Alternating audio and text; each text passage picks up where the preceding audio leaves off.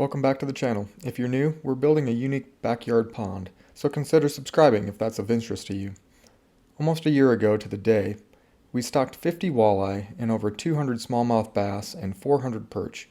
We also put bluegill and red ear sunfish in, but the focus of this video is our walleye. You can check out other videos on our channel to catch up on these species. But this video is our first look at our walleye since they were stocked a year ago. When we put them in the pond in the fall of 2022, they were 4 to 6 inches, with a couple of them a little bit larger than that. I floated all over the pond for a couple hours, dragging the Aqua Vu camera in the deeper parts of the pond in 10 to 20 feet.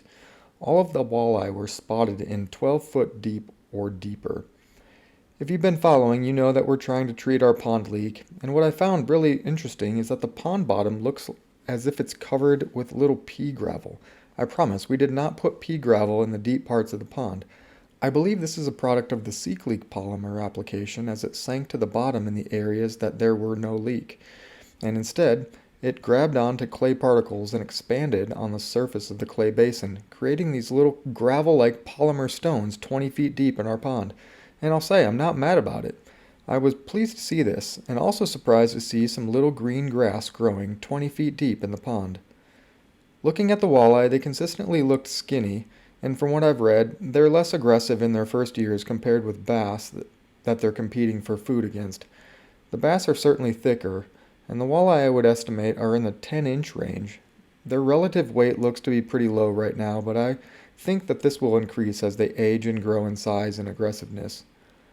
The majority of the walleye have doubled in size in their first year, and we've been intentional in making sure that there's plenty of forage fish to feed on. While we haven't seen any walleye in the shallow parts of the pond during the day, you probably don't need me to remind you that the walleye are nocturnal feeders and come shallow at night to feed when the light is low. Already this year, we've seen multiple hatches of minnows, and I can confirm we've seen bluegill fry and even some perch fry that hatched this spring, and some grown to 2 inches already. But that is a little perch. Right there, just swam by that green leaf. That perch is way smaller than what we stocked in here last year. That is a young of the year this year. My goal with this outing with the camera was twofold: to catch walleye on the camera, which we clearly succeeded in, and then two, to see if we could locate any suspicious parts of the bottom where our leak may be coming from.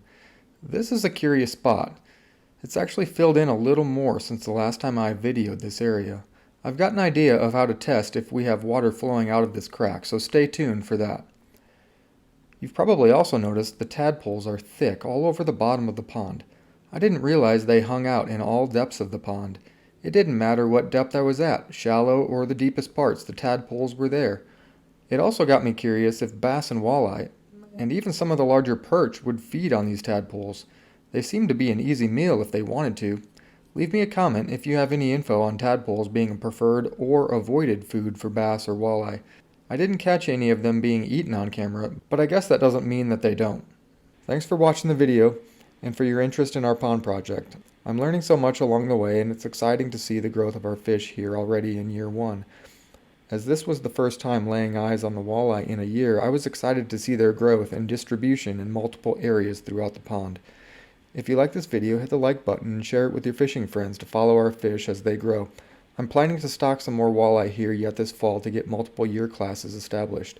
We're a couple years away from these walleyes reaching maturity before we would expect them to start spawning. And this is why you want to check back with us, because we've built this pond specifically to see if we can get walleyes to successfully spawn and recruit in our pond. Our waterfall is built and ready to go. We just need to cure our leak and for it to rain again in Iowa. This summer has been so dry. We'll get our pond level stable, and we'll shift our attention fully to the fish management. Take care, friends, and we'll see you on our next adventure. God bless. Now, I've made enough of these YouTube videos to know and seen the statistics that when there's no narration to the video, that the interest level wanes and people drop off. But I couldn't cut out these clips of fish because it was just so good. So you're just going to have to sit and enjoy all the fish at the bottom of our pond.